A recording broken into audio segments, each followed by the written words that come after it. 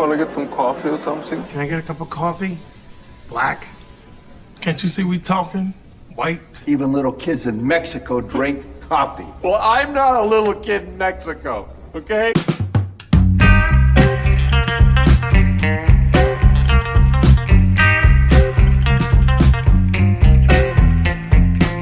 That is the best coffee I've ever tasted. A damn fine cup of coffee. You want a cup of coffee?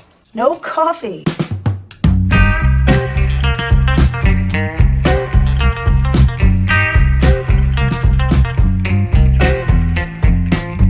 Coffee drinker, huh? Maybe we could grab some coffee? Coffee! Coffee, coffee, coffee, coffee, coffee!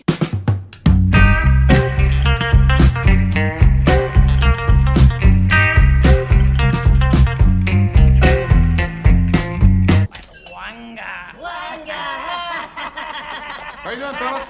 Okay. That's no decaf, is it? Viennese cinnamon. Good morning. Good morning. I think everybody feels like shit this week. I don't know about any of you in the chat, man, but god damn. I covered it yesterday. Yeah, you felt bad yesterday. John woke up with his, was it your ACL or what was it? Achilles. Achilles, yeah. Achilles is ouch. hurting. Martin is like me, just garbage this morning. I woke up, I think 20 times in the last hour going, okay, get up. Drill sergeant in my head's like, what? I said, get up? Aren't you supposed to yell at me to get up? What? So drill sergeant wasn't working this morning. Finally, I yelled at myself like at 9:46. Get up! And I got up. Everything hurts. I still think it's just the weekend. That was a hell of a convention, and it just wore Keith and me out. Keith is not up to par this week either. Normally, he's like all energetic and falling asleep on the show. He's not even on here. That's a tiny little contradiction there. My little joke about him is, yeah, if you're not talking, you're falling asleep. I just saw the private true, chat. though. Hang on. Oh, did he say something? No, I just saw the private chat. So Oh, you just got my message. Okay. So, let's see who is first today. Gap After Dark. Gap is first here. Hail to you, Gap. It's good to see you, my friend. Lauren Worth is. Did you get the con crud? No, I don't feel. I don't feel that sick. I don't feel. She's behind me. I do not feel sick. I just sore and just tired. The cough I have is actually, they keep wanting to test me for hypothyroidism. Okay, they keep wanting to test me for it, and they do, and then I'm not. But I'm having something that goes with hypothyroidism, which is any water. If I'm drinking water, it'll linger or something, and it'll like a little drop or something. It'll try to go the wrong way, and I'm like, "What the fuck?" So they're like, "Well, you must have hypothyroidism." I'm like, "Test, go right ahead." Nope, not the case. And of course, Anima gets concerned when we're sitting there talking. I don't like that you're coughing, and I'm like, I'm coughing because I either one, it tickles, or I aspirated like a mist. And also look who's talking, but it's always easier to get worried about others. So. There's so many jokes that, yeah. No, if I'd said Thor, I'm so Thor today, because that's the old joke, Thor is gay. And he gets up and stands in the mirror flexing. He goes, I am Thor. And his boyfriend gets out of bed and goes, honey, you think you're Thor. But I don't have Keith here to do that. You guys never fucking fill in for me. I have to do it myself. God. I'm still waking up. Lauren said something very true. It's too early to be morning. It is. It's not even morning here, but it was too early to get up. Yeah, I see. Is that sunlight behind you? Coming through the window? Yeah, that's nice. It's actually like daylight. It's daylight at the same time. I like that. Good morning, D-Bud Martini. How are you doing? Alatar is here. Good morning. Dr. Dragon is here. Dr. Dragon, I got something to tell you. It's going to be a fun weekend.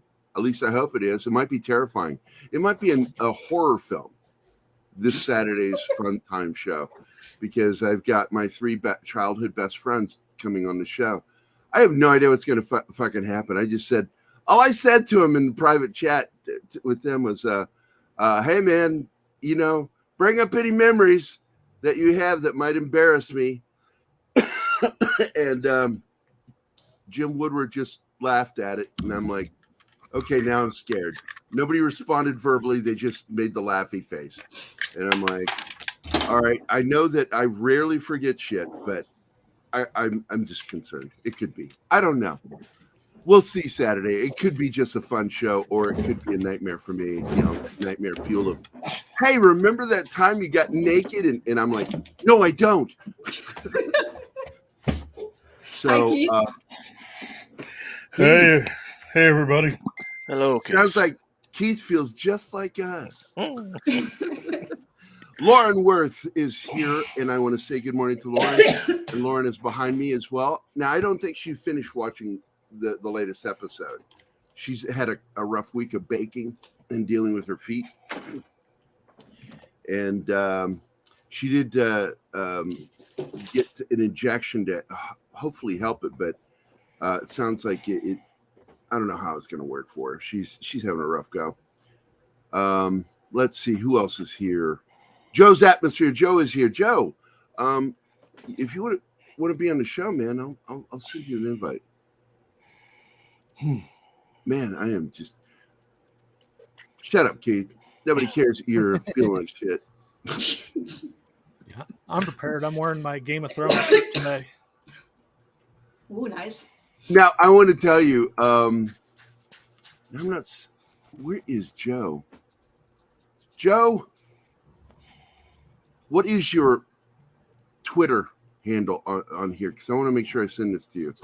Brightest Day is here. Good morning, my friend. Oh, Monkey Jeebus is here. Thank you. Come again. Baking the last of the bread. Yeah, she's having that bake sale for her company. It's a charitable event, so she's been baking like crazy. Kingsport Cal, my friend, good morning. Good morning. John, did you see that? I posted it on my Facebook page for anybody in the Springfield, Central Missouri area that bake sale's going on. So Okay. Feel free to share that shit for me.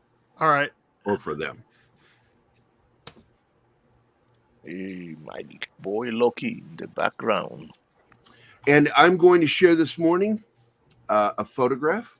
Let me go ahead and do this. This is a friend of Keith's and mine. He is he's not a bodybuilder. He is an award-winning, almost my age, man. He's between Keith's and my age. Award-winning weightlifter in Illinois, state champion weightlifter.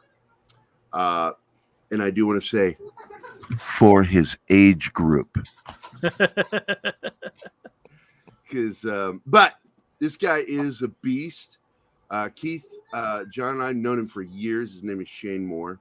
He's a best-selling author of the, what's it called? The Enoch. I just forgot the name of the series. Well, he's got 2 series. He's got his fantasy series, and he's got his post-apocalyptic series. That's the one he's made most of his money. The off. Apocalypse of Enoch.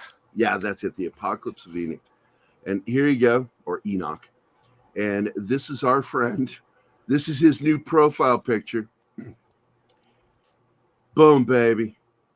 That is our buddy Shane Moore. He is Chippewa Ojibwe. And you can really see it in his face. His Native American. He likes that mohawk. But what did I say on his post when he posted that picture, John? Hulk smash. Hulk smash. Because he looks like the fucking Hulk. I've always said that. I said, all you got to do is get some of that body paint. It just fucking goes you. You're the Hulk. And once again, Nerdy Gerry at 16. Cool Gerry. Or Mirror Universe Gerry. I'm keeping that on there. I don't know why there's something amusing about that. I'll do it Saturday too. That is Hans Gruber, my friend. Hans Gruber. This is also proof I've been a gamer since 1974. Got my first game console, and that's my buddy Floyd playing with me for Christmas. Yeah. Outside of Christmas, Floyd didn't like me. It was just that one Christmas day he played games with me. Keith liked that one. And this is Come Hither, Gary. That one's just for Anima. Jesus Christ, that one again. Anima. Guys, I get that every single day. I don't know why he likes it so much. I'm just No amused. idea. I'm amused by things. But why do you keep sending your girlfriend the most gayest picture you've ever taken every day? I don't know. Makes zero sense. I have no idea why. Yes, he is. He's actually half. He's half white and half Chippewa Ojibwe. And I remember one morning I told him, I said, I got my test scores back from that 1, 2, 3 DNA test thing, and it says I'm 1.25% Chippewa Ojibwe. We're brothers. And then he said, I'm more Indian than the princess, whatever her name is, Elizabeth, whatever her name is. Oh yeah, she's like 124,000th. Oh Jesus. So everybody feels like shit. And I don't think this is con crud, because Keith and I had a blast at the con, and this doesn't feel like flu or the con crud, which is basically usually a flu or a really bad cold. This just feels like my age is catching up with me this morning. Yeah, looks like you guys had a lot of fun at the con. Deanna's in there. Good morning, Deanna.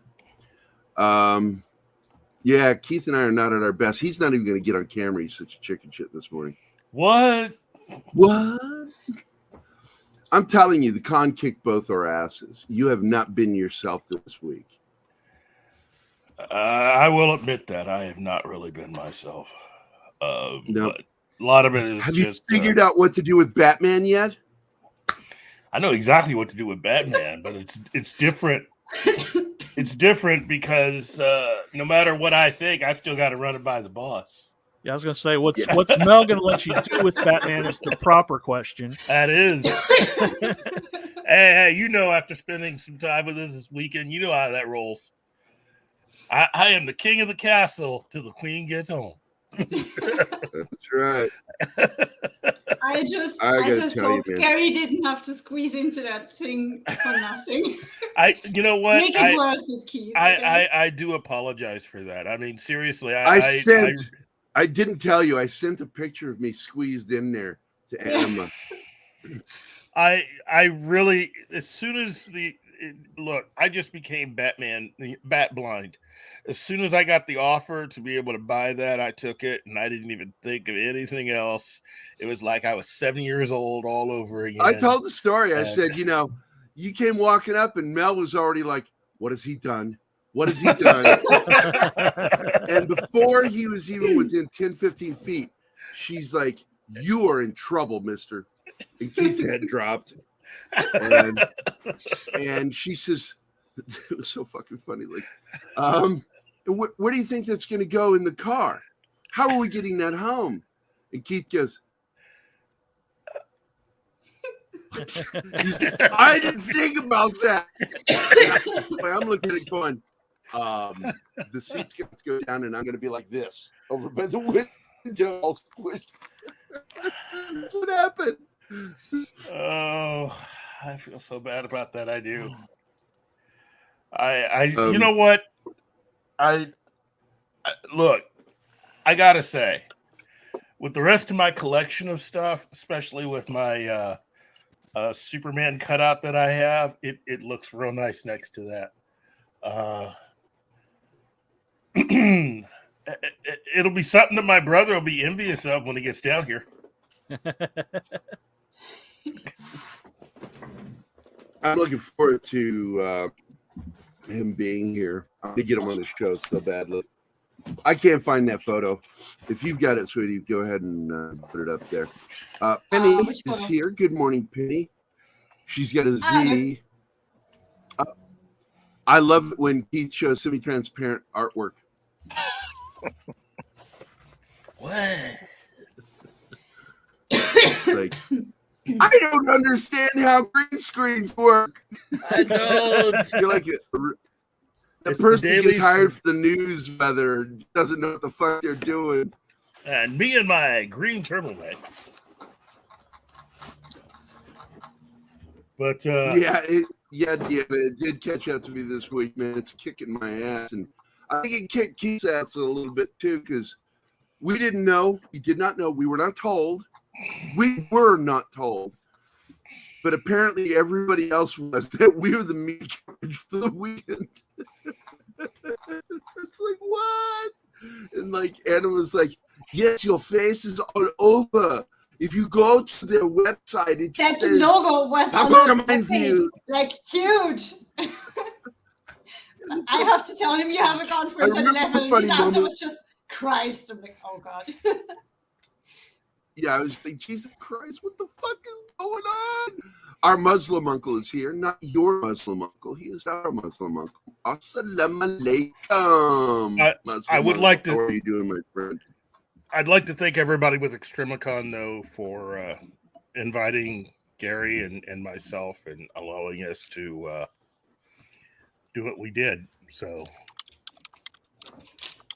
it was the best all-male review I've ever been involved with. We did not do that. But hey, there was this really funny moment when Keith kept trying to put a microphone in my face, and I'm like, "Are you coming on to me? What the fuck are you doing?" Like, he's holding it like this too, putting it in my face. I'm like, "Don't do it like that, Jesus Christ!" We went to high school in the same decade. That's like a fucking move. Anyway, but I said I don't need that microphone, and we're trying to get everybody's attention to start the interview, and I said, it startled. Like, there were people in the front row that jumped when I did it. Hey! And my typical bellow voice that just really fucking sounds all the way to the back of the room. And people all turned at once. And some of the people in front were like jumping and shit. And I don't know why that amuses me. It just does. Because you're a jerk. It's hilarious that I can scare the shit out of people. Yeah, I am a jerk. It's true. But, Gerry will definitely loves Keith and I. He's a great guy. I fucking love that dude. He's a new buddy. And am I roboting again? Yes, It's the limited internet. If there's more than one person on the internet, it's just goes to shit. So I can't do anything. Here we go. Gap after dark. Gerry, yeah, freezing. Yeah. Hopefully, it'll only do that a little bit, buddy. But anyway, I think everybody here has watched the new episode of, and it's a transitional episode of Game of Dragon Houses. And not really. And did you not see it, Martin? Oh no, I have missed the last two ones. Well, it's I know, okay. I know. It's not important because like you're here just to do the chat thing, but I would like you to participate if you. Oh, thank you. But if you haven't seen it, it's no worries. It will not stop you from doing what you're doing. The only thing it's going to suck is you're going to hear things that you haven't seen yet. Good thing I have shit for memory and I will forget.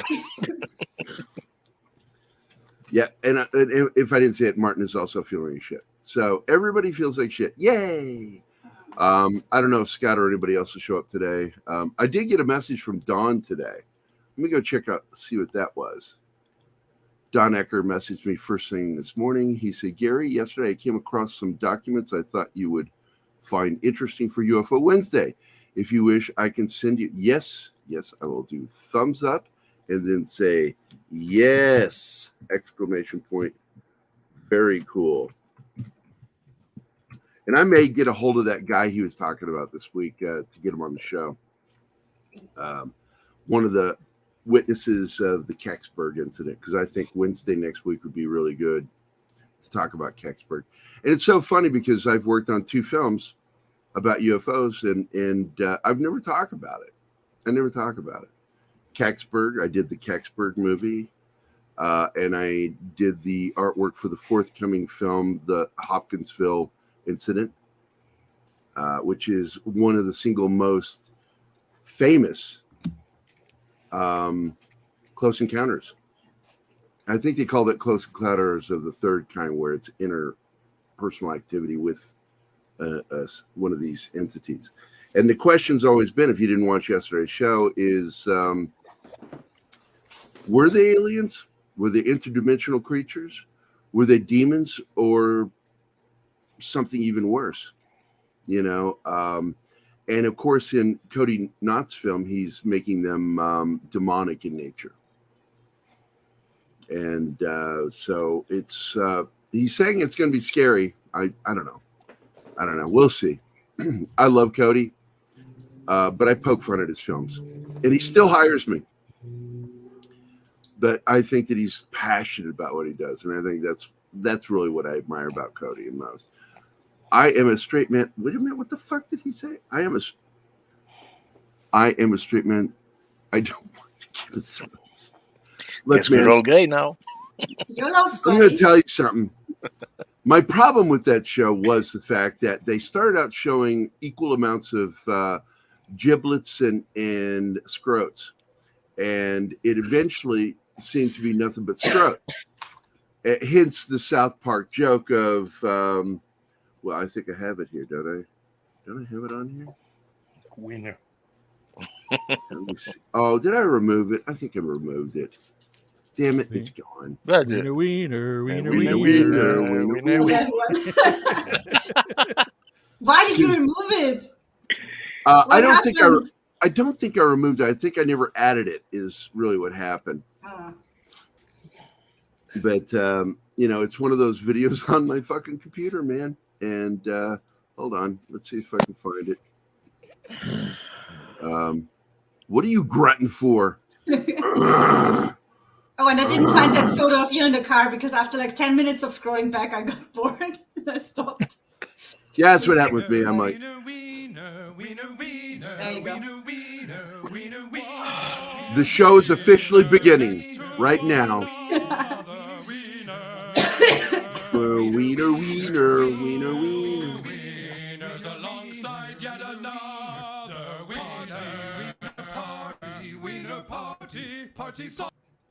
All right.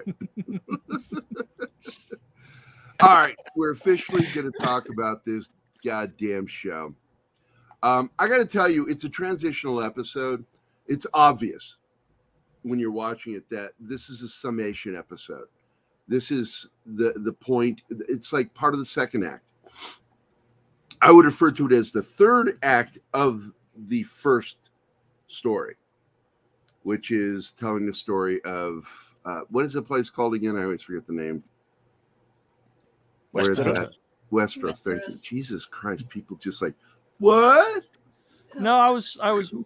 There's so many names that could have been Dragonstone, so could have been Westeros is the King's main Landing. King's Landing. So this is the story of that. What it was like, and we get to see more of the throne in a different way.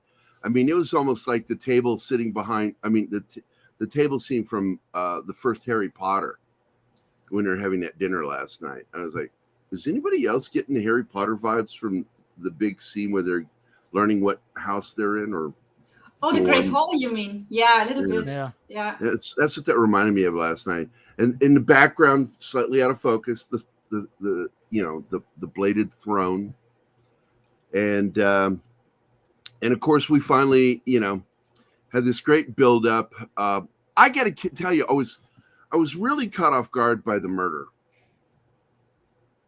Yeah. Was anybody else caught off guard by that? Because it just sort of came out of nowhere. It was so hard not to spoil that for you, I can tell you. I'm like, what in the fuck? I did tell him we finally get a kill though, but nothing more because I knew that would be the reaction. I think it's everybody's reaction. What the fuck? Finally, we get to see her, and then like after 2 minutes, she's killed off. Yeah, she's dead, and I'm like, is that it? Is it? Also, she's pretty.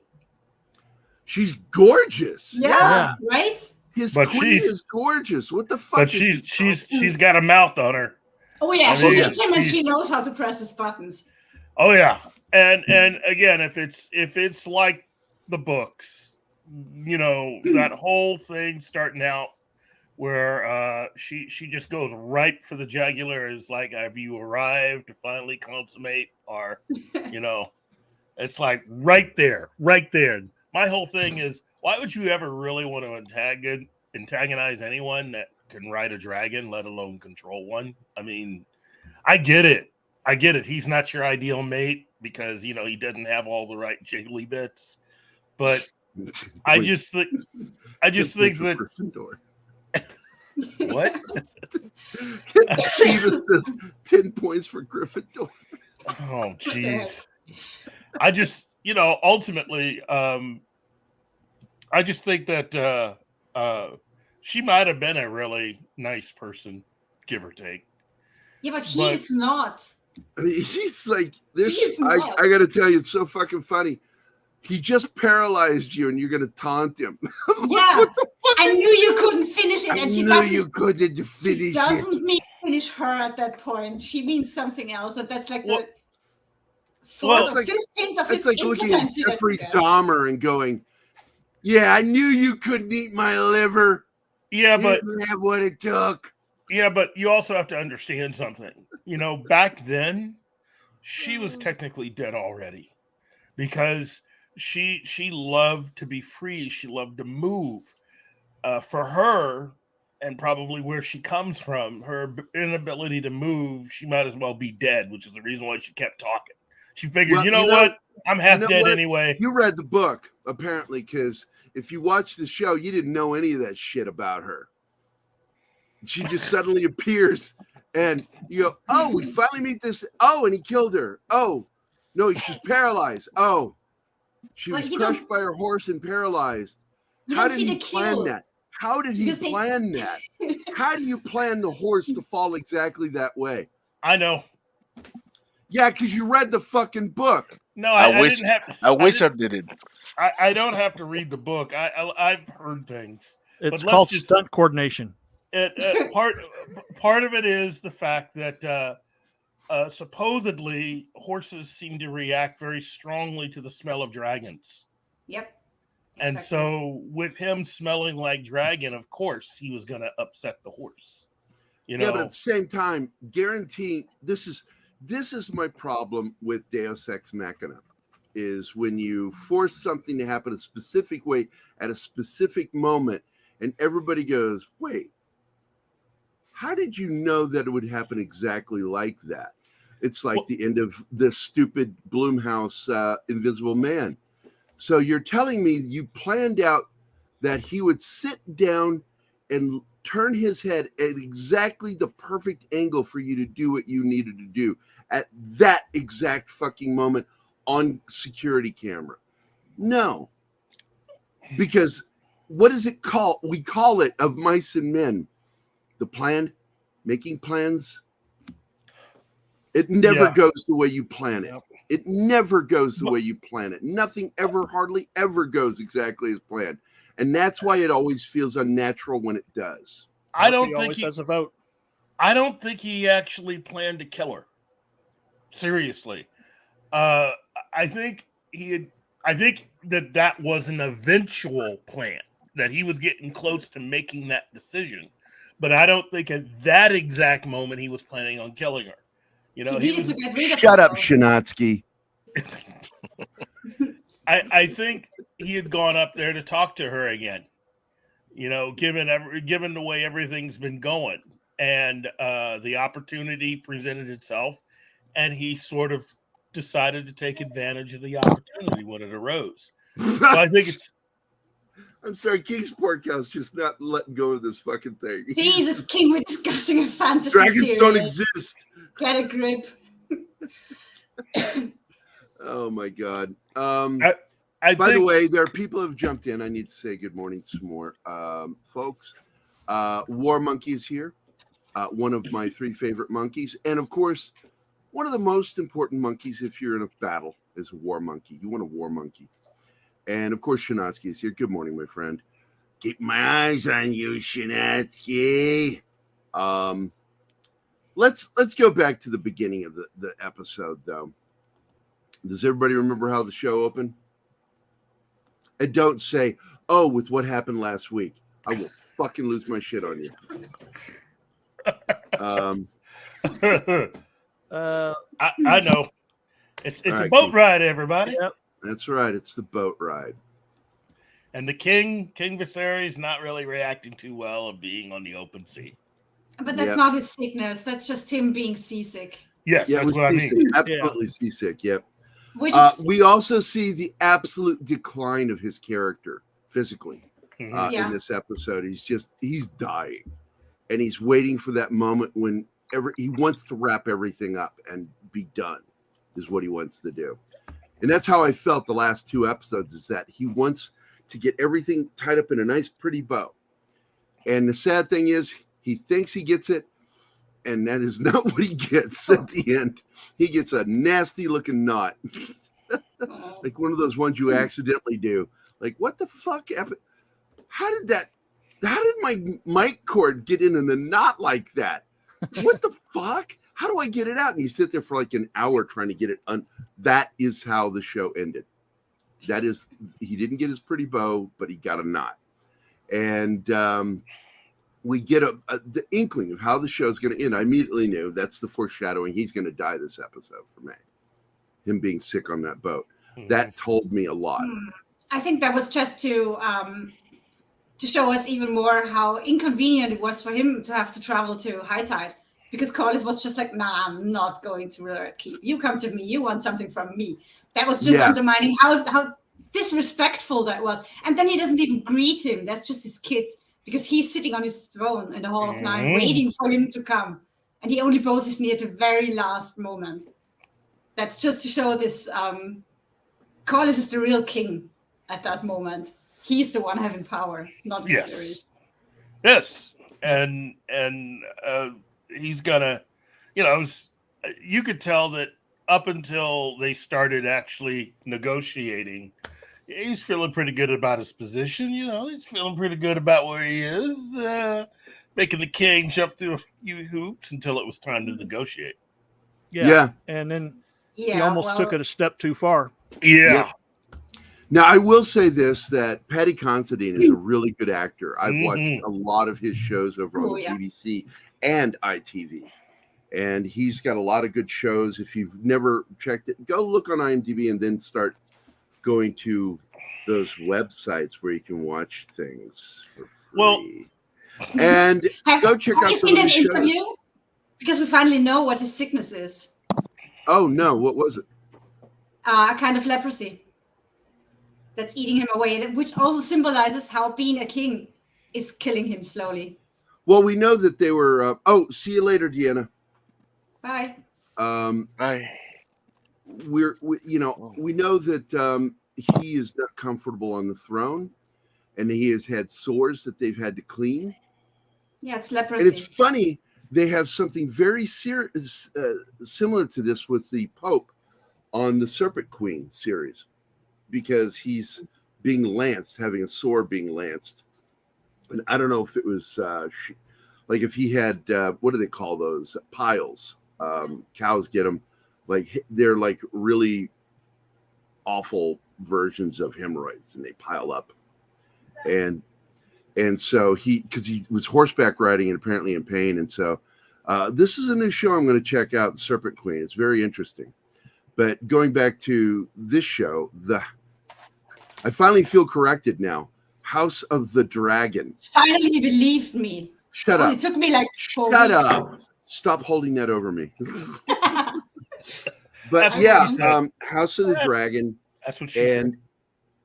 And I get it. Like Lauren hates Matt Smith. She just fucking loathes him. And I got to admit, man, I do not understand what anybody finds sexy about him, because he didn't show his ass. He's He's beady-eyed. He's like really tiny, close together, beady eyes, and he's got no fucking eyebrow, and he looks like a fucking freakish albino, and there's nothing attractive about him, and I don't understand like why Rhaenyra like wants him so much, and I'm like, ooh. I think that's just a game of power. I don't know what it is. It's his voice. It's his voice. Well, it's basically how he is. Part of it is his personality. You know, she's someone that wants to be free. He's free. I mean, you know, he's a very he could play the game. He could do exactly what he's told, but he doesn't. You know, he truly is the J.R. Ewing of this show. And he doesn't care. He really doesn't. I mean, there are a few things. You're saying he's the honey badger? He might as well be. I mean, I think what she really likes about him is the fact that he seemingly does whatever he wants. And that's what she wants to do. That's what she really wants. That's the way she really wants to be. She wants to be free to be able to do and go wherever she pleases and ride her dragon. That's she does get that with Lena, though. I mean, the agreement that they make. Yeah. But I mean, she'll be free in that marriage. But that's all away from the first episode. She tells you that in the first episode. Yeah, true. You know, and so the fact that she would admire Daemon on some level, that's to be expected because he is very free. Well, except for the murdery part. I'm sure she doesn't really, you know. Well, she doesn't know that yet, right? Not it doesn't yet. come up until the banquet, but I think everybody suspects. Yeah. But I mean, you know. Yeah. I think she kind of she looks up to him because he's the one who shows her how powerful and how free she can be. Yes. And that impresses her very much. So. Yeah, because everybody else, you know, it's either her dad, who she feels only does the things that he has to do where she's concerned.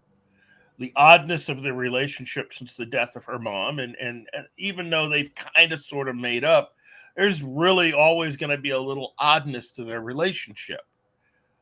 Mainly because of the circumstances that have presented themselves. When you look at everyone else that serves in the castle, I mean, she's the princess and basically future ruler. Even her best friend, who's now technically her stepmom, you know, there's no one around her for whom, you know, doesn't have to do certain things around her. And the only person that doesn't act like that is Daemon. Yeah. So, yeah, this is... I look at it this way. This particular show, this particular role for Matt Smith, it'll be one of the things that he'll be remembered for when he eventually passes away someday, which I hope is way off into the future.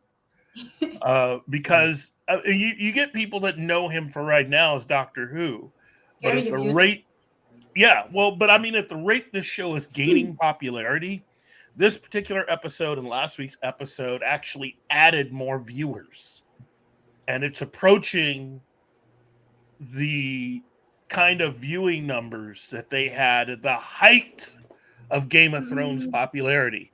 The issue with this episode is it was like 10 minutes shorter than usual. And it did feel a little bit rushed, so I don't see why they felt they needed to cut it shorter. It wouldn't have hurt to elaborate a little bit more. So I do get when people say it felt rushed at some point. Well, I think you're also trying to affect how they feel. You know, you want the audience to start to feel a little uncomfortable and a little at odds, a little off-putting, a little, because that's the way everything is. This episode, nobody's comfortable. By the end of this episode, nobody is where they thought they would be at the beginning of the episode. You know, It's a wedding, and we are in the world of Game of Thrones. When have weddings ever gone well? Good point. Next week's episode will be the final one we have before the massive jump in time. No, this is it. Now. Yeah. Oh, this is it? Now. Okay. Then next week's episode will be the beginning. It's 10 years in the future. Yeah. So, I mean, this show is just, it's killing the Amazon show. It is. Not even close. In fact, I was going to go into that. I want to show, this is the only thing I have here is I don't think this is the best visual casting. We're going from this, and that is a very specific low cheekbone or high cheekbone, but low yield cheekbone, because they don't come outward, but they are fuller on the sides. Mm-hmm. And then we're going to this face, completely different facial structure. Mm-hmm. Yeah. And I'm like, you could have cast better than that. Same for Alicent. I don't think they did a good job. I'm assuming that Matt Smith will continue playing the same character that just make him look his age. I think he's supposed to eventually have something different about him, but yeah, for the most part, I mean. Oh my God, his eyes aren't beady anymore. He aged gracefully. But there was something I saw this morning in the news, and I want to go back to it. It was from The Wrap. Here it is. I'll open it up. House of Dragon demand could soon double that of Rings of Power, according to The Wrap. Oh, is Adega here? Yep. Adega's here. Those Mags. Hey, Mags. Magitech Mags, hi. Come on the show. Yeah, Magitech, if you saw the show, jump in with us. Somebody send her an invite. Adega Outlaw. I'm good on to it. see you, man. Adega rocks. Yeah, according to The Wrap, let me go ahead and I'll go ahead and click on this and see what happens here. Let me share it in the private chat. Share in the private chat. Private chat. There we go. There's the link. Y'all know I'm sharing this right now. Right now. There we go. Somebody want to share that screen because I can't. It'll on it. Hit my bandwidth. And then either one, anybody. Hello, Destiny. There you go. I refused to watch The Crown because I thought it was inappropriate while the Queen was alive to depict her in sexual situations. What is that? It's the That is the link that we GDRP sent. data, you know. No. That again. Accept all. I hate that. Fucking I know. pop-ups. There you go. There we go. So you can scroll with me as I go. The popularity of HBO's prequel continues to grow while demand for Amazon's Lord of the Rings spinoff is falling. In the weekly data series powered by Parrot Analytics, we look at the top breakout shows of the past week. Breakout shows are the most in-demand series that have premiered in the past 100 days. While demand for HBO's House of the Dragon has risen this week, demand for Amazon Prime's video The Rings of Power fell by 13% according to Parrot Analytics data, which takes into account consumer research, streaming downloads, social media, among other engagements. And That's all it. we get. That's all we it. get. I'm not going to start a free trial. No, I'm not interested in it any more than that. Then it's obvious what's going on here. And it's what we were talking about. We kept saying this show is clearly better. This is a clearly better done series. Well, the actors are not only talented, they are giving a master class on how to handle this material. And again, I'm not trying to be ugly against the people of the Amazon series, but their showrunners. Oh, I'll do it for you. It stinks. Take a number, man. Take a number. But the showrunners of the Amazon show are clearly outmatched. Because look, I'll even do you one better and say, Oh, thank God you said better, because like you said, I would do you, and I was like, oh no. The showrunners for Game of Thrones were at least a little bit better than the showrunners they have for the Amazon show. I mean, and those guys were about useless. But again, it's like Gary and I have been saying. It's more of the people that have been working in and around Bad Robot, and these guys clearly are not anywhere close to being ready to handle anything like this. When we heard that the lead actor playing Galadriel fucking got post-traumatic stress from her play pretend fucking battle scenes, I was just like, what in the living fuck is going on over there at Amazon? And is that the one that looks like Eminem? I'm going to share this. No. Hold on. No. Okay. There you go. That's what I saw and I was like, what the fuck? Then fucking new rock stars just show how not rock star they are by posting this saying, y'all are just mad because she could kick your ass with that picture. She can kiss my what? To which I responded with, dangerous nerds, also known as nerds who served in the actual military, call out all of you at New Rock Stars in your statement. Y'all are just mad because she could kick your ass. Because I know you weren't talking to us, you pasty-faced turds. Tell you what, rock stars, and I'm emphatically saying rock stars, I know some female grunts who'd clean your clocks and anyone in the cast of your beloved Rings of Pooper. Remember, you're addressing nerd military vets. We make up anywhere between 10 to 20% of the nerd audience. Where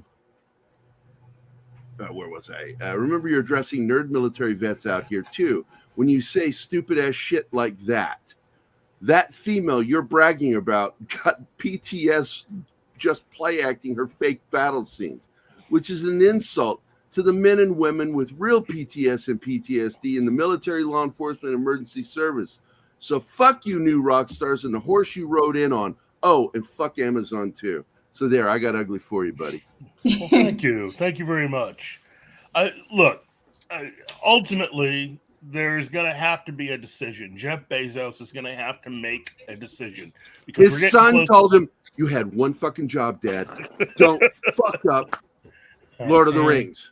There's still a way to do something good outside of this. Now, this first season of the show, it's gone. It's over. There's nothing you can do. They are getting out of New Zealand, and further future episodes, I think, will be done in Canada.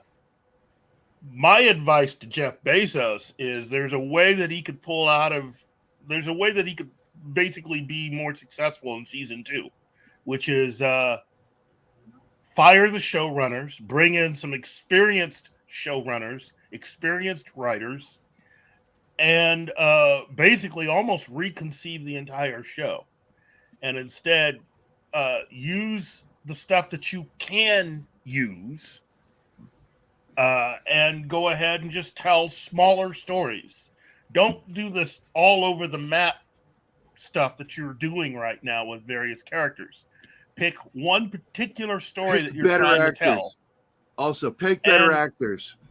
And just tell that story, because much of what they're condensing is not only decades, if not centuries of stories, but they're condensing a lot of really adventurous stories that if you just told that one story would be amazing for any television series. They literally are the gang that is just basically doesn't know what they're doing at all. I mean, they're idiots, and they're spending a lot of money. That's the other thing about House of the Dragon. They're not even really spending that much per episode, and they are cleaning their clocks. Yeah, so, I think Bezos chose his actors based on their ESG scores rather than their acting ability. Yeah, they're just really terrible. They're really bad. Bill, I didn't see any post-credit scene. And we'll talk about Andor on. I don't know what day we'll talk about it, but we need to pick a day to talk about Andor. Maybe Tuesdays. Talk about some of the other shows because there's some shows out there. Keith and I watched Quantum Leap. It was okay. Nothing right home about. I wouldn't like. May I say something? Wow, what a show! No, I didn't have that reaction to that. I was like, nah, it's all right. Dude, The effects were good, but overall it was just okay. That I is finished it too. that is becoming a problem with reboots. They reboot great, and the best we can say is what's okay. I don't buy into that. If you take a great show or a great movie and you do a remake, that should it Yeah, and must this be isn't great. so If much it's a not remake great, as it is. It's a Continuation. I'll look. I'm going to just say what the show is. Okay, it exists in the same universe. We have a holdover character played by Ernie Hudson, who was in the original series, same character. The show is dedicated in memoriam of I just forgot his name, the actor that Sam played. Beckett? Yeah, no, What? I know the actor that died, sorry. Al. And his daughter is now going to be part of the convoluted plot. I paused it when Anima and I were watching it together, and I paused it and I said, as a writer, right at this moment, my plot point that will be revealed by the end of the season would be that Beckett leapt into the main character that's leaping. And that's why he knows what he knows. And that communication that he got was from Beckett. And the daughter is also in communication with him. That would be, if I was writing, that would be the final overarching plot point. And at the end of the season, Beckett would be back and get his life back, get his marriage, everything back. So we're seeing this, there's a subplot going on. But I don't think it's really well done. It's good. It's not great. I even have trouble saying good. It's okay. I think it's really weird when Hollywood constantly makes every gay character flaming. It's like a majority of my gay friends, unless you have fucking really good gaydar like I have, you'd have no idea they were gay. Gary, I think your suspicion was correct that they are sort of gender fluid. That's not just gay. That's sort of in between. Yeah, he's like gender fluid, and it's just really, it's like, I don't know. It's just really weird to have a character like that. It's like, you see like everybody like is this interesting version of a normal character. And then this character has to be standout. It's like, why can't you just make them be that and then also be the way most people are, normal? Not walking around in a cut-off fucking vest and lipstick on in the fucking office. You know, at personal time, that's different. But like, I don't know. I just have a problem with Hollywood constantly doing this and making the characters the most stereotypical version, which I think is condescending to people who are gay or of that, lifestyle. I don't like it. I wish it would be more respectful to the audience and to those people. Well, Magitech is trying to make you a little less crankier. Martin, I know that. I know. I saw it. Thank you, Magitech Mags. She says, well done, Gary. I used to like New Rock Stars, but I saw through their bullshit through the Star Wars sequel trilogy. Absolutely. I stopped watching them. They lost, and I know that they lost audience numbers. So they're trying to beef it up in other ways, by being controversial and saying shit like that. Oh, look at us. We're edgy. We're going to make fun of the audience that used to watch us and quit. Fuck them. I don't give two shits what New Rock Stars think about a fucking thing. Martin, I will say this. Hold on, but I got it. Go this ahead. is a $5 super chat. I got to deal with it. Okay. Magitech, thank you for the $5 and thank you for saying that. And for that, I am going to give you. What am I going to play? What should I play? I know what to play. This will be perfect. Sloppy wieners. All right. Thank you, Magic. So is that a sign to go back to our topic? Well, we need to get Well, back to the show, Kid- but I Kid do want was, to address. Was there anything else in the chat we should address? Good morning, Max. Destiny Captain. Good morning. Well, the bad Bill- channel is here. Bill is like so ADD sometimes, man. Are you going to talk about other subjects other than what you're supposed to be talking about? All the time, man. All the time. Look Look at Monkey Mac's Jim. comment, please. Magitech, I love length. It's not the girth that matters. It's that needle dick thing. He wants. Oh God. Ow. Oh man. Martin, what I Okay, was now Keith. Yeah, what you're going to say? Martin, the thing is that that video that I had posted, I don't know if I had actually sent you a copy of it, where Matt Damon pretty much breaks down why everything is the way that it is in Hollywood today. I don't think we're ever really going to go back to any kind of normal stuff. And that explanation that he had about streaming and how that's killed the aftermarket for films and theaters to be able to make more money, where a film like even Thor Love and Thunder probably would have made more money if everything had still been in place rather than for it to go straight to streaming once it was done with theaters. You know, you had a lot of films made in the 90s that Matt Damon was talking about, smaller films that you could put in theaters and make more money because as soon as it would leave the theater, it would go to hotels and restaurants, bars, I should say, and then you would have it go into cable and network, and then after that, it would go be for sale, where you would put it out on VHS or on Blu-ray and DVD. You don't have that anymore. So streaming has killed all of this money that could be made to help certain projects, certain films that didn't do very well in the theaters.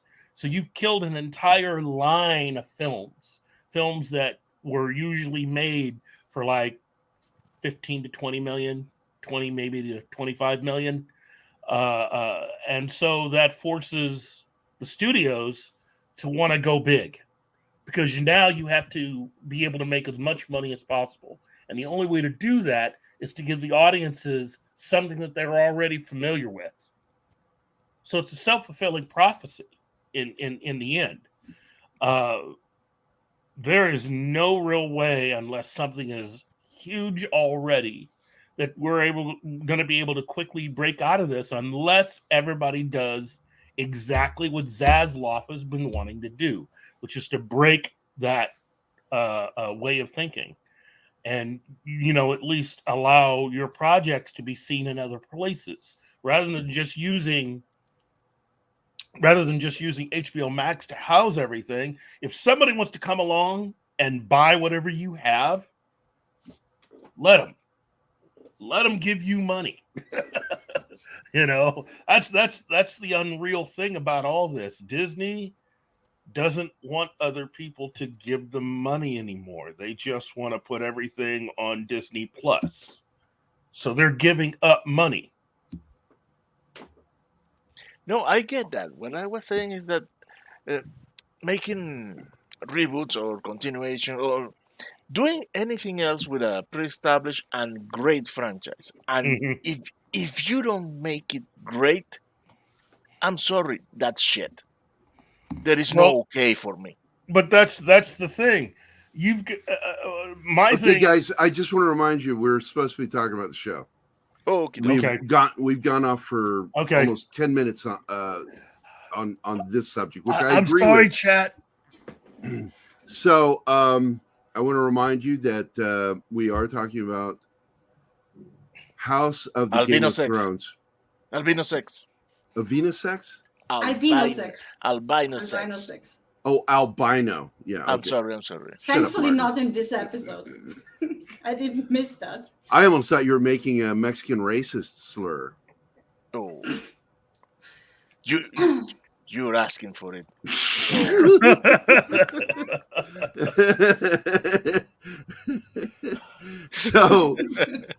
I haven't seen that in a while. So That's what she basically, you've got a lot going on. She goes ahead. Rhaenyra, how do you pronounce her name? Rhaenyra? Rhaenyra.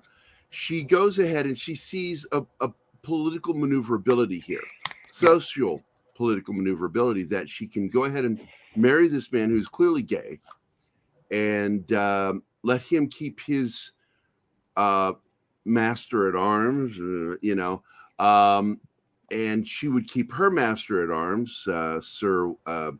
And I really get annoyed by the fact that it's pronounced S or spelled SCR. It's like, come on, man. You're doing the same thing that they do in English knightdom, calling Sir it Gigolo. But Sir Kristen, and Kristen actually has a long story, and so this is really part of the subplot of this episode is what's going on with his character. Hey, Mikey's in the house. Who is? Mikey. The boss is here. Mexican Iron Man. Hey! I am the real racist. Okay. Good morning, Adrian. Yo, Adrian. Somebody else pop in that I missed? Let me show you. Okay. Mexican Iron Man, good morning, my friend. It's good to see you. I hope your dad's doing well. So we've got this character, Sir Kristen, and he is morally conflicted by what he has done. And I think that's so rare, and it's really nice to see a character who is moral, trying to be a good person, and that's who he is. And so what we get in this episode is 2 funerals and a wedding.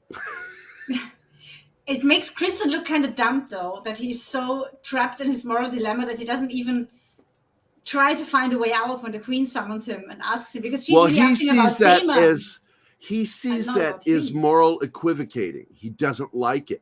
He says, you're trying to say that this is more morally sound to go this direction, so we both get what we want, and we're not honorable about what we're doing. And that's what he wanted.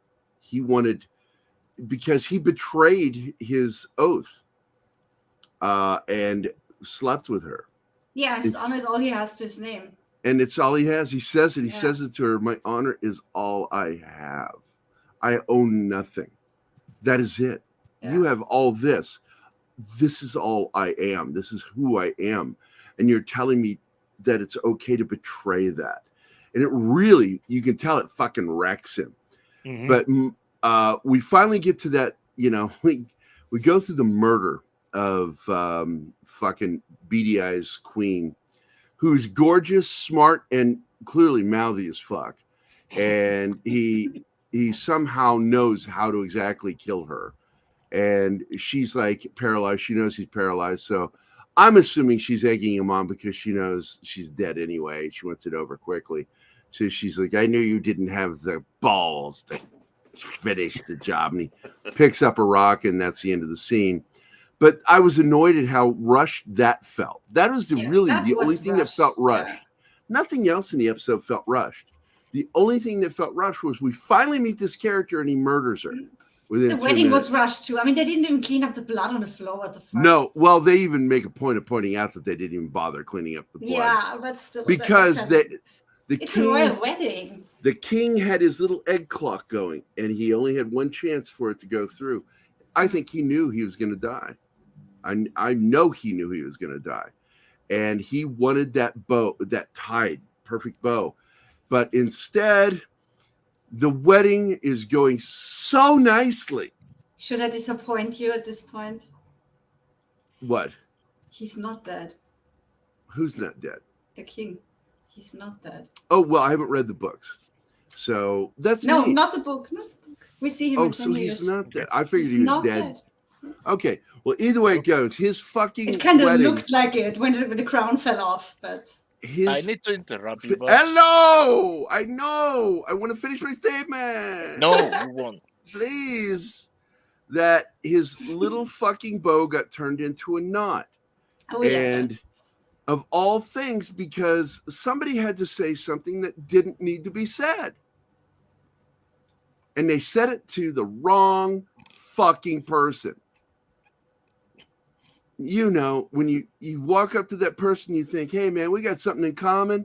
We got this thing. And that person goes, I don't fucking know you. And I don't know why you think we've got that in common. And you just brought all my wrath. And now I will read Mexican Iron Man, $5 super chat. If Sir Christo was Mexican, he would be low key and have his cake and bang it too. Just saying. Oh my God, that is so true. Like one of my closest friends is, you know, Chris. He's my brother, Chris Carrasco. Man, that guy too many times in his life has had his cake and fucked it too. Just, that guy was putting his dick everywhere when we were younger. I'm like, what are you doing? But it's so true, Mexican Iron Man. For you, I'm going to play you a special video. Let's see. Let me find one. Share video. Let's see. Let me find one for you here. Oh, I'm so nervous to play this. Oh, I'm so nervous. But I'm going to play this one for you. This one is for you, Mexican Iron Man.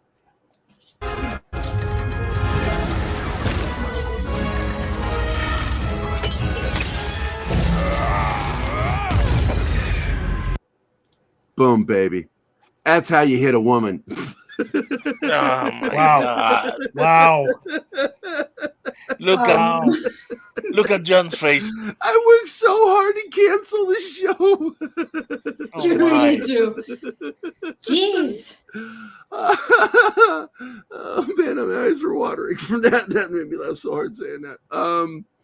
Anyway, thank you, Mexican Iron Man. Thank you for your support and thank you for everything you do for us, man. You are one of the most beloved figures within our community. You really are. And I really do. I pray for your dad every night. So there you go. That was hilarious. We need that kind He of liked that one. disclaimer. Hold on, there it The goes. views expressed by Gerry are That not was hilarious. shared by the rest of the The panel. views of Gerry are not the views of Pop Culture Minefield, even though he really is Pop Culture Minefield.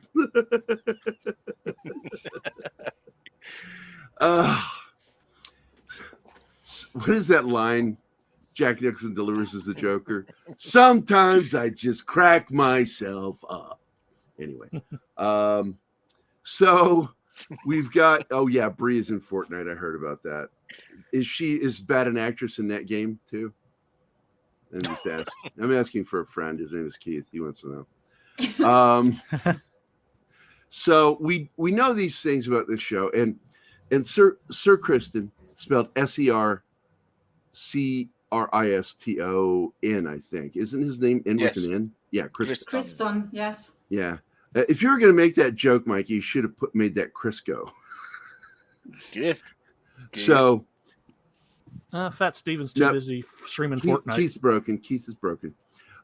So what ends up happening at the wedding is one of my favorite fucking out of control moments where this honorable fucking knight is approached by the future kings, because that's what he would be, right? Or duke. Would he be a duke or a king? I can't remember that if he marries her. He's the queen's consort. Yes. No, not the knight. I'm talking about when the young, whatever his fucking name is, gay character, it marries her. What does he become? The duke? Because that's what ends up in royalty. No, king consort, I think. She's the queen and he's king consort. King consort. Okay, I just want to make sure. All right, so his liaison is his, protector. And he fucking goes over to Sir Christos, who's already in a moral dilemma, just fucking broken. You can see it in his eyes. He is broken. And he's trying to find a way back. And walks up to him and says, we're two of the same kind, you and I. I will have him and you will have her.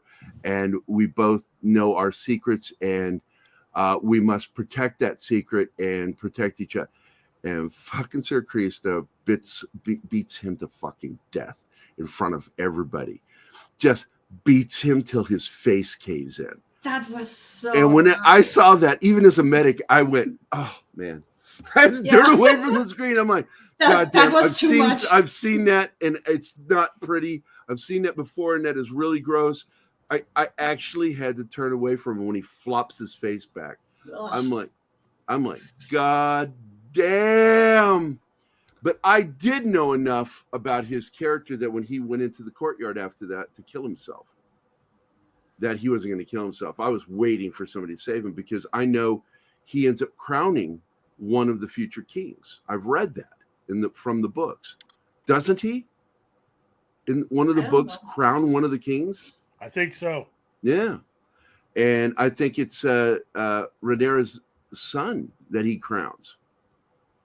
So anyway, what if Alf was in Fortnite? What if we pay Mexican Iron Man to get Alf and use that his People won't let us stay on topic. Magitech, you are Magitech, you're evil. Magitech Mags, I have never in my life played Fortnite.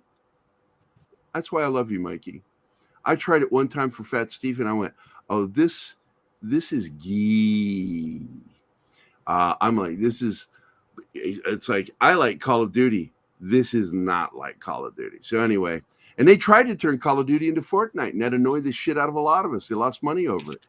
But if it enables me to shoot Alf character, then I could be swayed, and we can live stream me doing it after October. There you go. So if he gets to kill Alf, I'll watch it. I'll fucking, I'm not saying that I'm in love with the idea. I'm not saying I hate the idea, but what I am saying is, if I could just find the fucking video. We have too many fucking videos. I give up. I buy that for $1 is what I was going to say. So, fuck it. I'm losing steam. You guys wear me out. Magitech, that's good. I'm glad to hear that. I fucking hate that game. If you survive post-October, Mikey, beware of El Perro. Does anybody know what that fucking means? I don't know what that means. It's a kind of inside joke, I think. With Mike. It's they're supposed to have a lightsaber duel at ValhallaCon. Okay, Alex Moore. Good morning. Glad to see you, man. So we're at our normal, right around 26, and this is what's pissing me off. Okay, YouTube. I'm going through puberty. I'm sorry. Hey guy. You never left puberty, Gerry. Wow. One ball dropped. The other was still hanging around upstairs. It's like, God.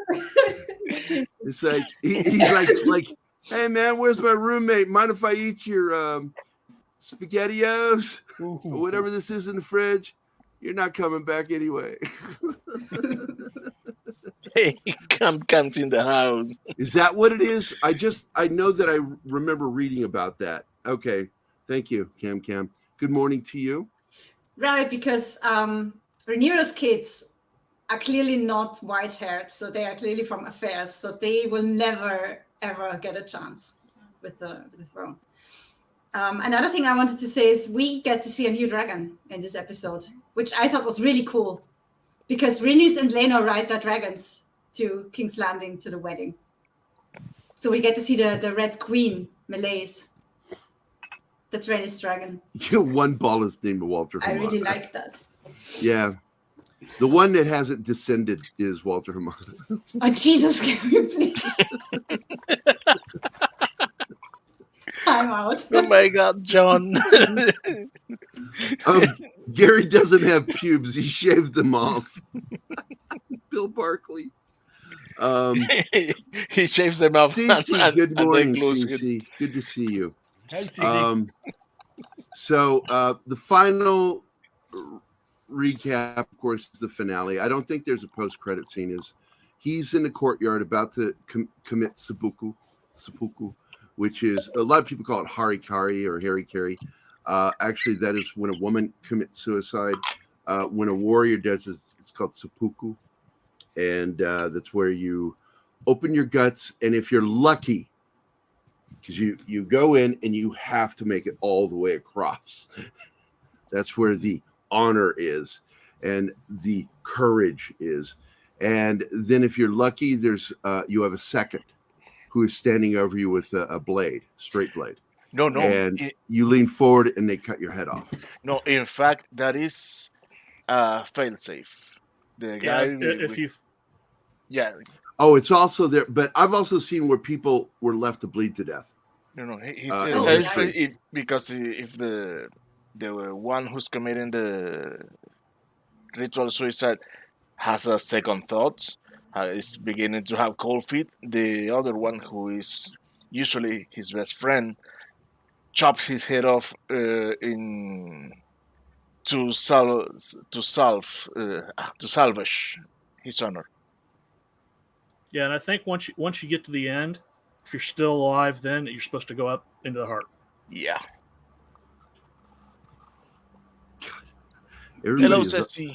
Everybody's fascinated with my pubes today. You should sell them. Well, it was my first band with Jim, which is called the Smelly Pubes. It was a punk band. It was actually a mock punk band. We were making fun of punk by writing dumb lyrics, and then it ended up just like, well, that is still punk. So it's punk. So we're a punk band. You want a dragon at Anima Confusa? I can get you a dragon by 4 p.m. Seppuku spelling. It's cell suicide by gutting oneself. I don't know where the fuck Kingsport Cal was going with that. I have no fucking clue. I'm lost in that entire sentence. He's defining seppuku. We just did that. Yeah, but he says you want a dragon, and I don't understand that part of it. No. I just wanted to bring that up because it was a cool scene where they ride in over the fleet of ships. They ride in on that 2 dragons. And we finally see that. I forget that. Rhaenys isn't just the queen who never was. She's a powerful dragon rider. So then the king has his seizure, and he's spitting up blood and collapses, and his crown falls off. And then we see, of course, the young knight out there about to kill himself, and is saved by the queen. Yeah, and he's now with Alicent against Rhaenyra, I think. And I think that's where we're going. Yeah. Also, I think I know who her new love interest is, the one who saves her. When Kristen starts beating his head in. Yeah. Howard Strong. I think there's something going on with those two. That will be interesting to see. And now, next episode is the new cast. Yeah. And we make a big leap of so many years. A lot of kids. And Mexican Iron Man with a $10 super chat. My favorite part of the show is that Gerry talks to every comment in chat, but never talks to the panel, and it takes 2 hours to talk about the topic in the thumbnail. Good job. Well, we have been talking from once we got our audience in here, but I know you're just shitting on me, so I don't take it personally. And for that one, I give you, let's see. I'm going to let this go. I'm nervous. No, I'm just going to do this one. There we go. Oh, my. I'm so sorry. I had no idea we had a racist working here. I apologize.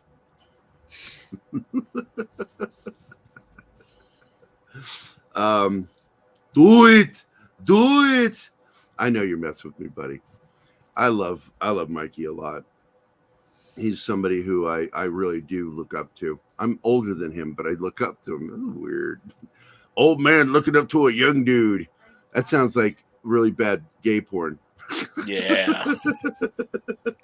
Or you work in Hollywood.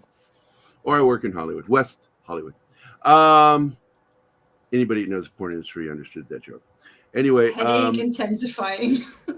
So, I'm trying to think. Is there anything else that we missed on this that was important? The murder. So he's free to move on to making it marrying. Kristen doesn't get punished because usually, and he confesses to Alicent that he broke his vows. Yeah, he did. He openly confessed. Yeah. And I love his request of her. He says, instead of having me fucking disemboweled and my balls cut off and tortured, would you just simply execute me. If you have any pity for me. The King's Guard punishment is castration and being sent to the wall. Yeah. He says, just kill me instead of that. But what annoys me in that scene is that he's so trapped in his own bubble that he doesn't even realize she's asking about Damon. She doesn't even suspect him, which is so stupid. Yeah. And he just spills it all out, and I'm like, God, you killed yourself, basically.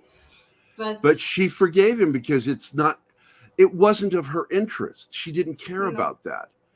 And in the end, I think she felt something for him because of it.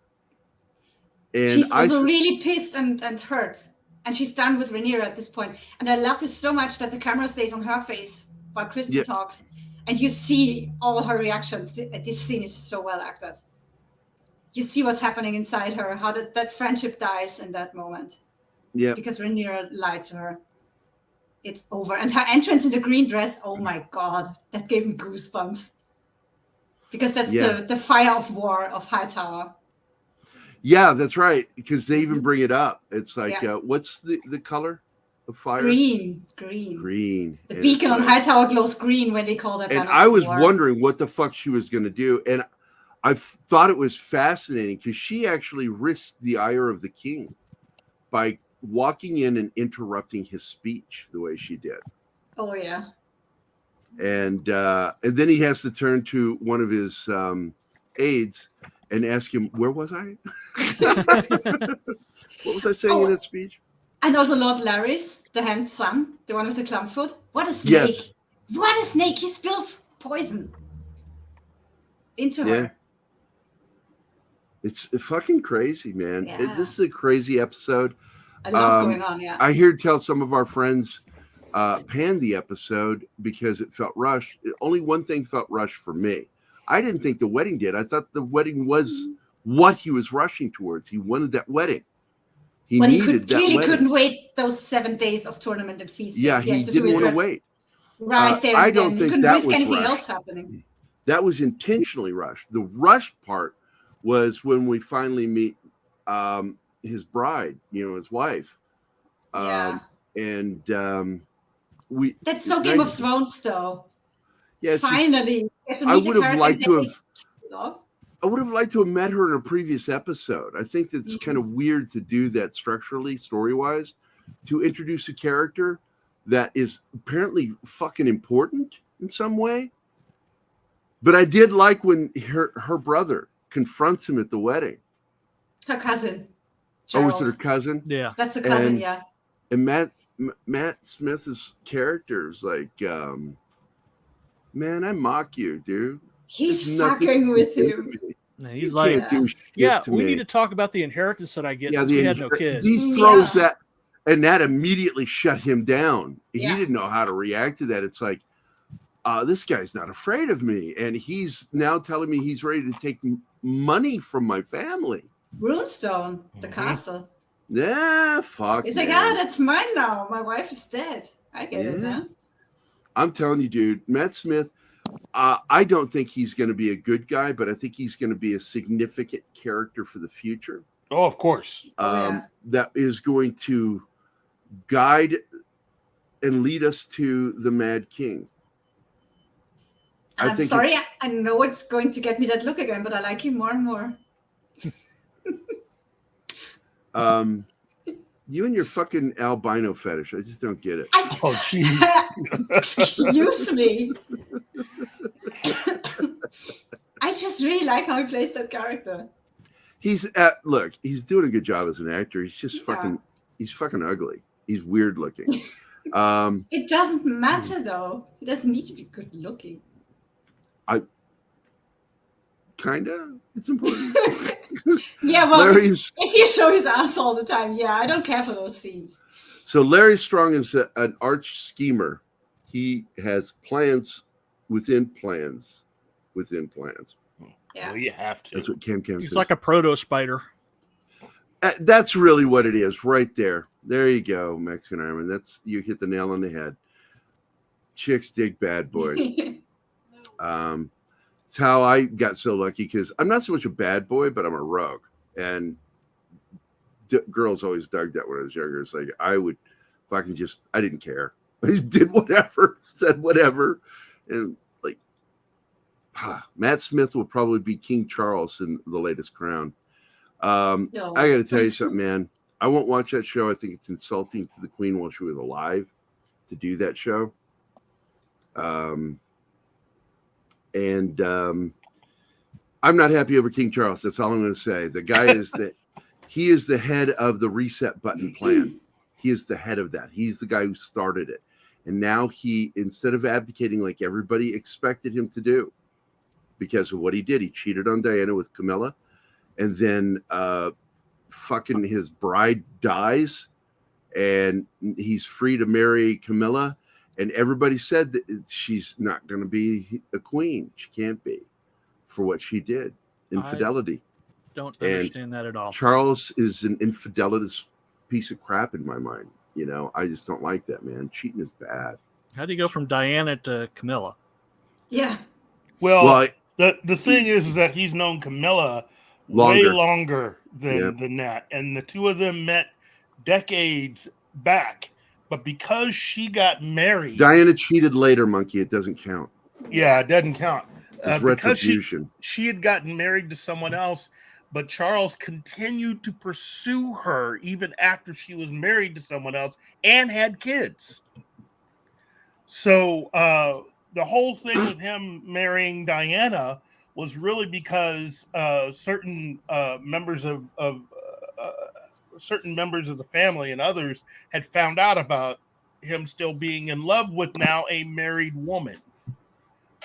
And he continued to send her, he continued to call her, he continued to write her, he continued to send her presents. In fact, when he finally asked Diana to marry him, guess who was assigned to help Diana make the transition from her life to living at Buckingham Palace? Camilla. It was Camilla. You know, there's a famous photograph and video of Diana looking like she's in tears when they were on tour after they got married. Oh, it's because she found out. She found out. How do you think she was going to react? She found out that this guy that she just married in front of the world doesn't want anything to do with you. So I never blamed her for anything, because it's like she walked into this relationship with someone who was clearly in love with someone else. Yeah, Charles would rather have his horse. I mean, Camilla. Oh, God. John. Oh, my God. You're not wrong, though. Oh. Sliding it in. Wow. Look. Bye, Joe. All I know is, in the end, supposedly, according to reports, it took his mom this long to finally get around to thinking that maybe Camilla could be up to the standards of becoming queen consort. But that's a long time, man. It's a long time, man. I was really hoping that she would outlive him. No. I got to tell you, I did too.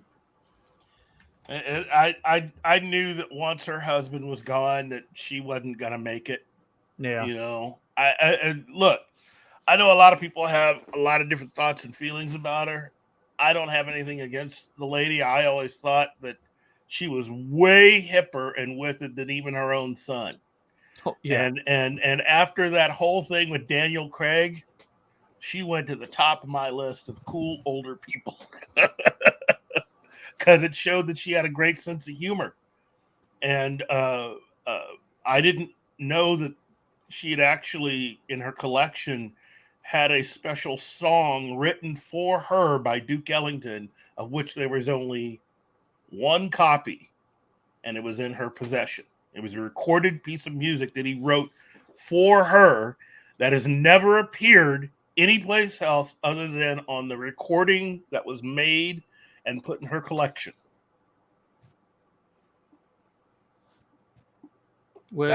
Which Charles will probably sell in a garage sale. Yeah, something like that. Is ruined. Look, wait, what? This evening is ruined. The whole evening is ruined. Why are you saying it like that? Saying what? I'm just pointing out the party's ruined. You know what? I'm not going to get sucked into this. That's what he said. Cut.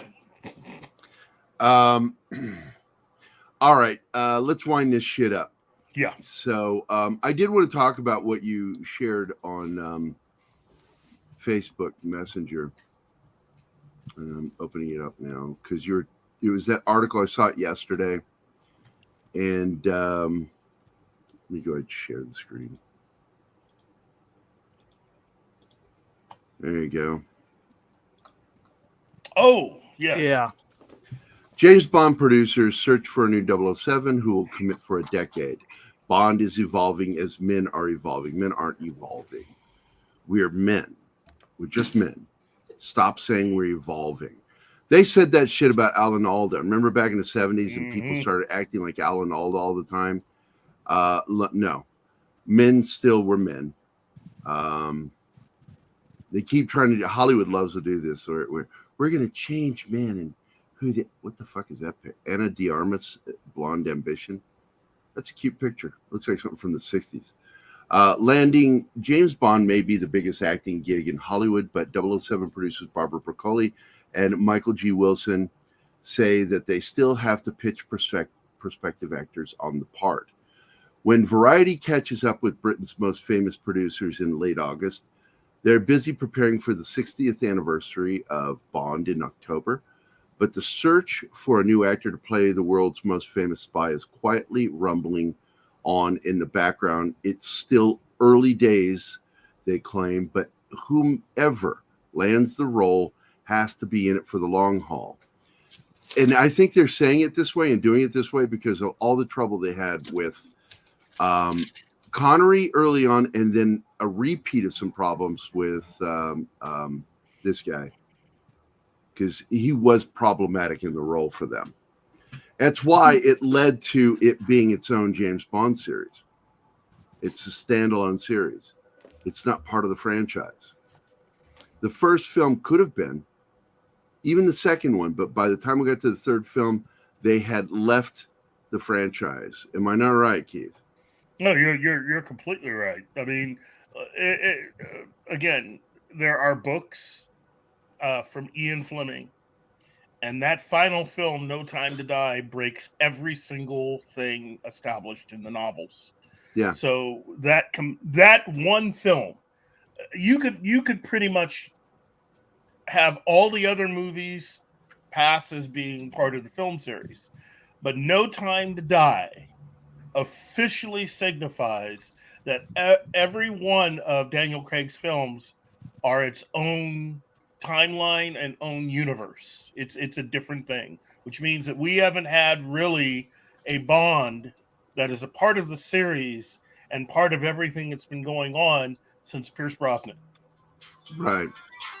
So I'm going to continue here. For a while, that person seemed to be Idris Elba, but the Luther Star recently said he didn't see Bond when he looks in the mirror, remarks that some have interpreted as Elba's valediction of 007. I'll also say that he's already hit his 50s, and they're looking at they're looking at a 10-year deal. So they're not going to hire somebody that's going to be in their 60s by the time they finish the franchise or finish that run. So they're going to be looking for someone that's probably mid-30s to early 40s. You know what?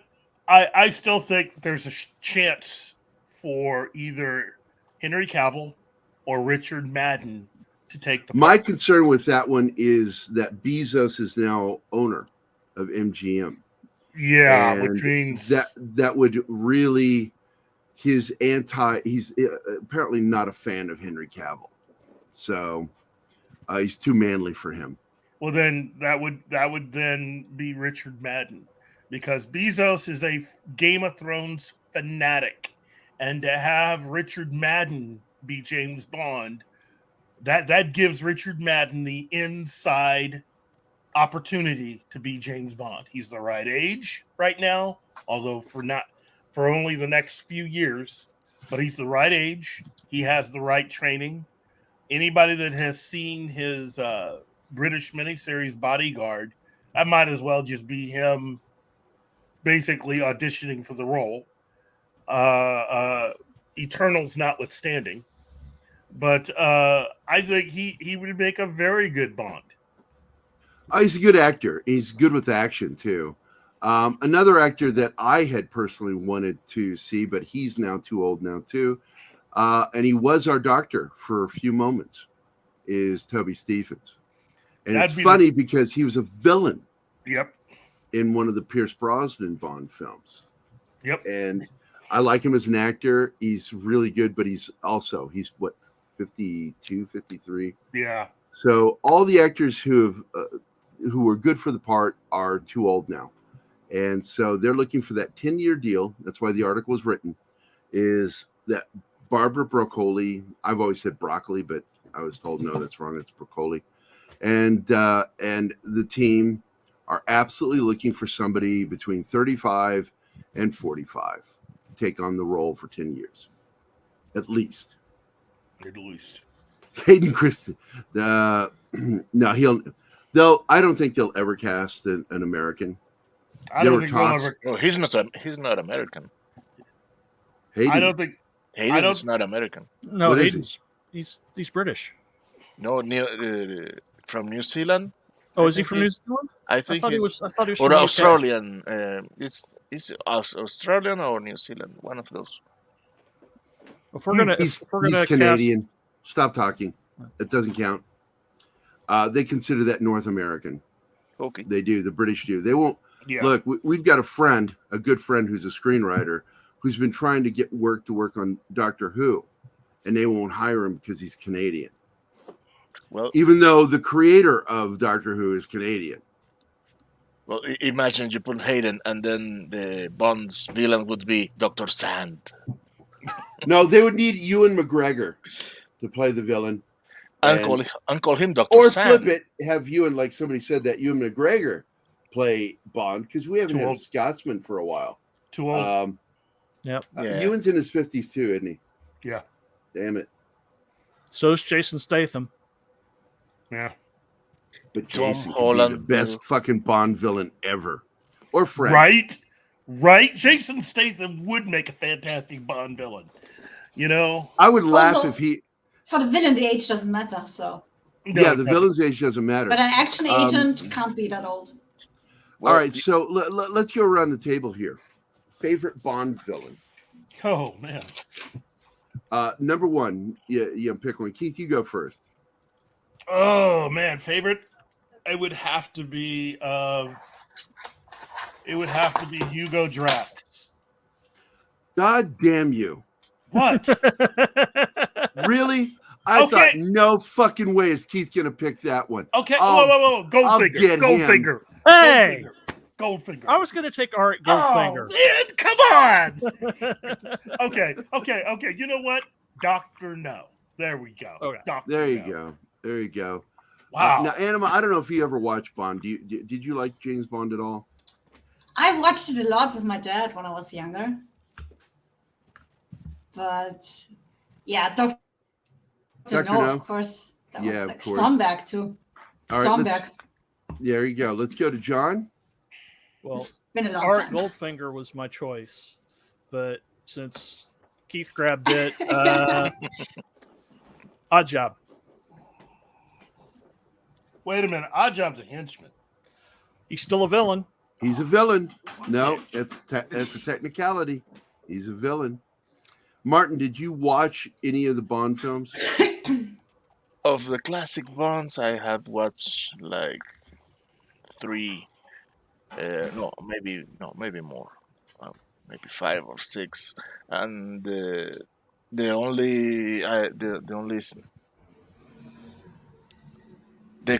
Craig one was when I have to catch, fuck, I'm not. Javier Bardem's character. Bardem could be nice. Yeah, he was a good villain. It just the third act just fell apart for him as a villain. Yeah, but the Bond's worst, his most dangerous enemy to me is the new writing staff. You mean Jeff Bezos? Ouch. Jeff Bezos might as well be a Bond villain. He is a Bond villain. All right, so I'll give you mine. It's my least favorite Bond film ever made, but I really fucking love Christopher Walken. Yes. As Zorin. Oh, yeah. He was so fucking good as a villain. Yeah. It's Christopher Walken. You know, and, you know, half the time, because I watched it recently, and half the time I kept seeing this in my head. I got a fever. And the only prescription is more Christopher Walken. You know what? I just think that particular movie would have been better if they had gone ahead and recast Bond before they made that movie. You know, because Roger Moore is clearly beyond where he should be in that film. Yeah. And yeah, he was in his 60s at that point, and he was showing it. And it was just because he had the operation to take away all the wrinkles, so his face is all kind of like smoothed out. And I'm watching this going, dude, really? I mean, wink, come on, see if you can wink. You know, I like the movie, but Roger Moore was way too old to play the part by that point. And but I got to tell you now. Peter Venkman Fansite says keep Bond British, but the fact is we did have somebody not from the British Isles play Bond once. Yep, and it was one time. He could have had more if he had not shown up at the premiere with the beard. George Lazenby. He was told by Albert Broccoli and what's his name? Oh shit, his partner. Oh my God, I can't remember his name. Anyway, Cubby Broccoli's partner told him, "Do not show up at the premiere with that beard," because he was sporting a beard, doing photography with it, and posing and shit. And they said, you know, if you want a future James Bond, do not show up. And he showed up with the fucking beard, challenging them, and he got fired. He later said he regretted doing that, but they have a documentary about it, the whole thing, his whole story, because he conned his way into that fucking role. Harry Saltzman. Yeah, Harry Saltzman. Thank you. Saltzman and Broccoli told him, "Don't show up with a beard. You show up shaven and dress the part." He's like, "Fuck you guys," and so they were like, "Well, fuck you back." And so they went back to Sean Connery for one more film. They got him to come back for not just more money, but a piece of the action for his film. But that was his last one. That one's Diamonds Are Forever. And then finally the next film, Live and Let Die, came out with James Bond, and that he was Bond from 1972 until 1985. 1985, man. Started to say 86. Spent a few years. Timothy Dalton should have been Bond for that movie. If they Pierce Brosnan was somebody that they had approached, and he had agreed to play the part, but then they was it CBS or ABC fucked him with Remington Steele. NBC. Remington Steele, and they pulled the same trick. The network pulled the same trick that the network CBS pulled on Tom Selleck for Indiana Jones. Yep, we would have had a different Indiana Jones completely if CBS hadn't interfered. Yep, and I think that he resented that in some ways. That's why he did the movie High Road to China. That was his take on an Indiana Jones character. And he did Lassiter too, and it was also another take on a fedora-wearing character. Lassiter was so good. Great film. Bob Hoskins, oh my God. But Jo Beth Williams in High Road to China, man, I had a crush on her from that film. I think a lot of people had a crush on her back then. Man, she was such a cutie. But anyway, speaking of cuties, Anima Confusa, are you still here? Yes. Okay. Just wasn't sure. Because you're off camera and everything, being antisocial. It wasn't intentional, but I realized that both my choices are from the same movie. Oh, hey, you guys remember an hour ago? I found the video. I'd buy that for $1. Motherfucker. Couldn't find it when I needed it. But anyway, John, you were saying? Yeah, they're both from Goldfinger, which is my favorite Bond movie. So go figure. Finger. Yeah. It's not my favorite theme, though. No, Shirley Bassey sings some of the worst Bond themes. we didn't get a really good Bond song until Live and Let Die. Yeah. And that, That's when the it went best when one they went ever. rock and roll, that's what shifted gears for a lot of young Americans. Paul McCartney. I assume also young Brits, because they had Paul McCartney on a fucking Bond theme. I'm like, fuck yeah. Wasn't it And- Wings? Yeah, it was Wings, but I Yeah. mean, Paul McCartney wrote it. Come on. Well, yeah, and he was the lead singer, so I mean, And it got him an Academy Award. Yep. I mean, that's the other thing. I think he's the only former member of the Beatles that actually has an Academy Award. That's Well, yeah. He's the only No, one that Ringo actually Ringo won. didn't get it for Caveman. I know a lot of people thought he should get it, but no, Ringo did not get an Oscar. I Nor love that did movie. Dennis Quaid get a nod for an Oscar for that movie. Who else was in Robbed. that movie? Robbed. Shelley Duvall, thank you. Shelley Duvall was in it, and Zug Zug. and Ringo's wife was in it too. Famous B movie actress. Oh, man, I see her face. It's Yeah, I always a thought long for goodbye gap. Always. Yeah, well, there you have it. When they start making fun of us going over because you guys keep talking and I don't shut you up, so it's on you guys, not me this time. Fuck you. Wow, Barbara Bach. Yeah, Barbara Bach. That was Shelley it. Long also was in that. Yeah, I said that one. Oh, Yeah. They said Duvall. yeah. Oh, Shelley Duvall. Yeah, it's Shelley Long. Oh, okay. No, Lawrence yelled it, and yeah. So she said Shelley Duvall. And okay. Well, Layla Schafferin, who created the music for Mission Impossible, did the music for Caveman. Strangest fucking time signature ever, and it's a jazz time. 7/4. And they changed it for the movies to 4/4. And that Yes, irritated they me. did. Yeah, they had to for the audience. I didn't 7/4 think is that was hard, necessary. man. Because 7/4, you don't hear it as 7/4. You don't hear it as 7/4. You play it at 7/4, but you hear it at 4/4. That's the normal listener doesn't quite. They don't know the count on it. And I remember playing drums on it in high school. Just like, fuck yeah. Yeah, I but was you sitting look there at it like, from a I was musician's doing a count. perspective. I was doing a count, and I'm like, that is not a 4/4 time, you know. And so I it's think just- to a normal listener without musical background, it might sound just off, just this little bit off that they can't explain. Maybe that's Yeah. why they changed it. And I'm by a the big way, Dave Zax Brubeck is here. fan, so Hi, Zax. How you doing, buddy? Hey, And Zach. of course, I wanted to say hi to Retro Nerd Girl. It's good to see you. Glad to see everybody who's here. I'm sorry the show is ending now, so I'm going to go ahead and read our thank yous. Gap After Dark, thank you so much. D. Bud Martin, Alatar, Dr. Dragon, Lauren Worth, of course, is still here. Joe's Atmosphere is a good friend of ours now. Brightest Day, Monkey Jeebus, Kingsport Cal, Deanna was here. Penny, your Muslim uncle or our Muslim uncle. War Monkey, Shinatsky, Magitech Mags, Adega Outlaw, Destiny Captain, Bill Barkley, The Bat Channel, Mexican Iron Man, Adrian Kalitz, Cam's Crash Courses, Peter Vinkman Fan Site, Retro Nerd Girl, and The Tomb of Dracula. Not The Tomb of Ligeia, The Tomb of Dracula.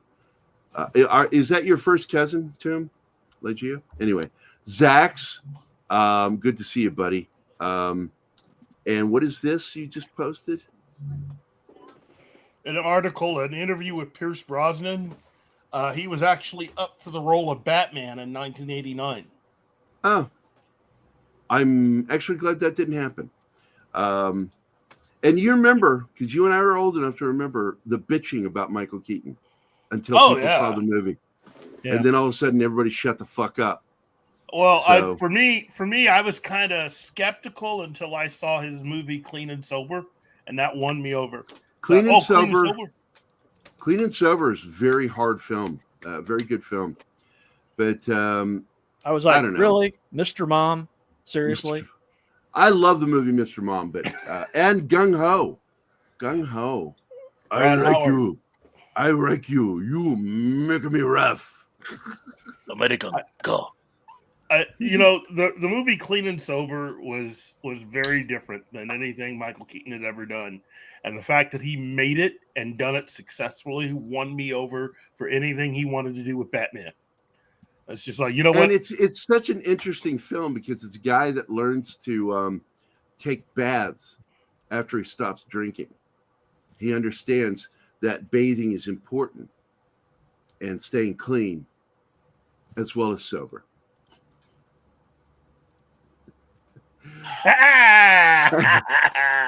Anima Confusa, thank you. Scratch. I love you, baby. Keith Moncrief, I love you too, man. Martin, you're okay. I love you, buddy.